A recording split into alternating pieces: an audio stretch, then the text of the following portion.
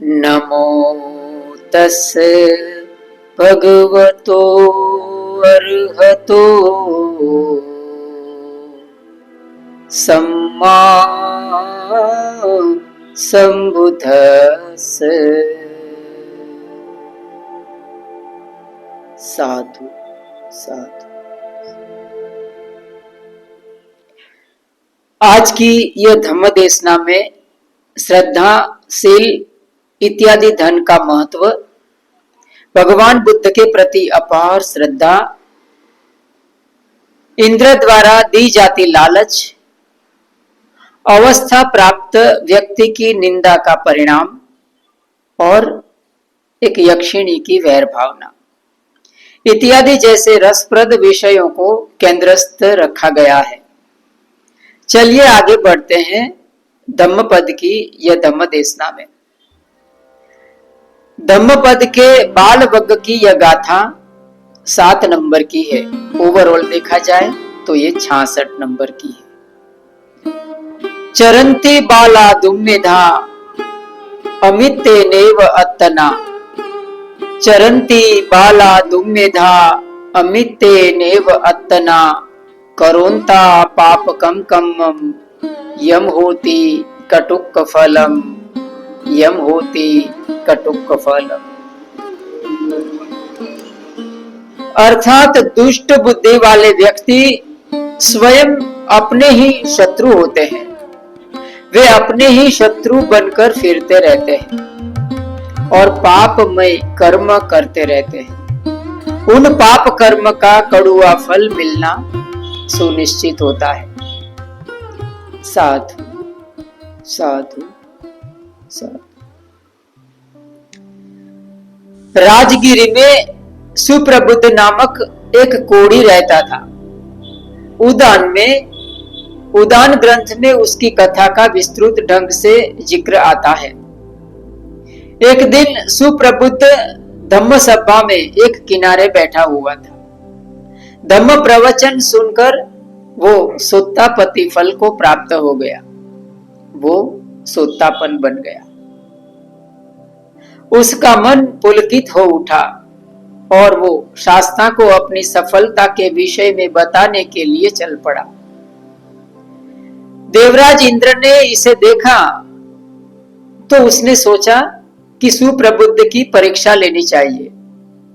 अतः वो सुप्रबुद्ध के सन्मुख प्रकट हुआ तथा उसने कहा कि सुप्रबुद्ध, तुम बहुत ही गरीब हो और दया के पात्र हो।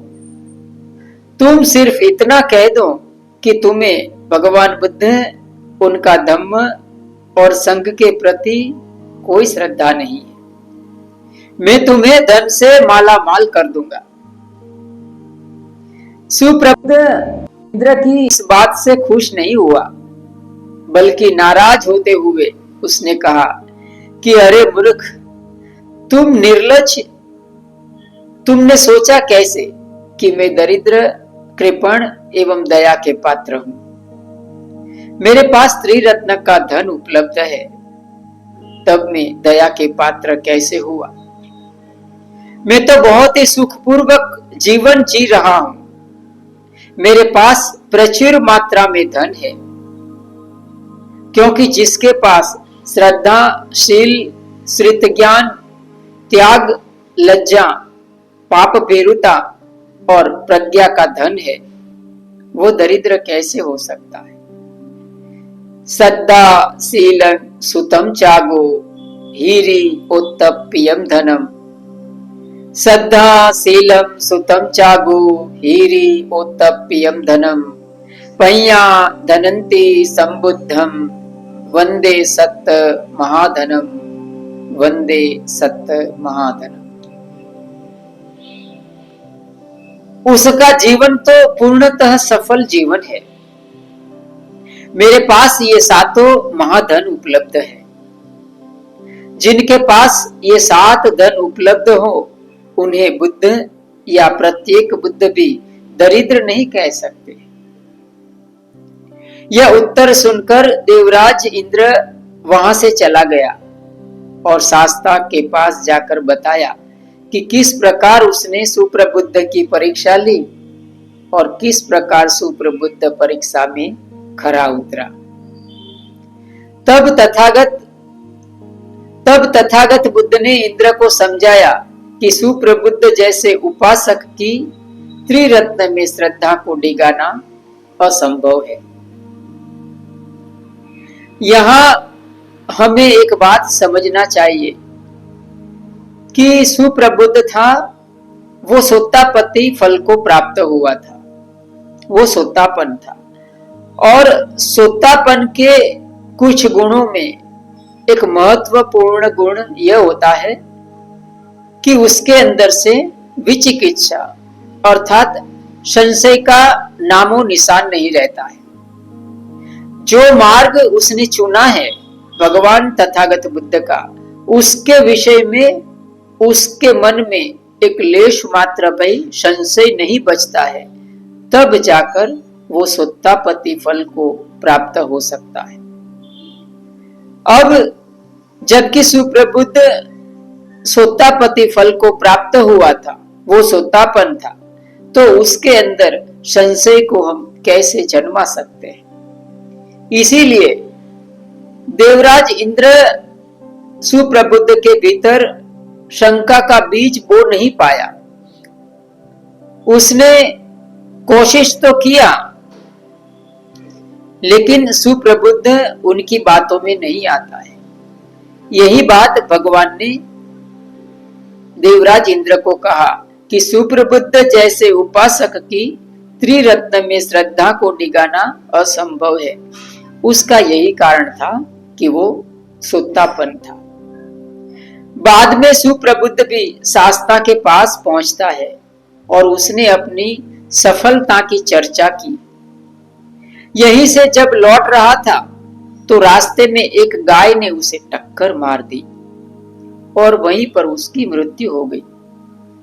भिक्षुओं ने शास्ता से सुप्रबुद्ध के मृत्यु का कारण पूछा तो बुद्ध ने बताया कि वो गाय हकीकत में एक यक्षिणी थी, जो अनेक जन्मों से 4 पुरुषों को टक्कर मारकर मार दिया करती थी, जिनमें एक सुप्रबुद्ध भी था। वास्तव में पूर्व जन्म में वो यक्षिणी एक स्त्री थी और एक बार ये 4 युवक उसके साथ मौज मस्ती करने जंगल में गए।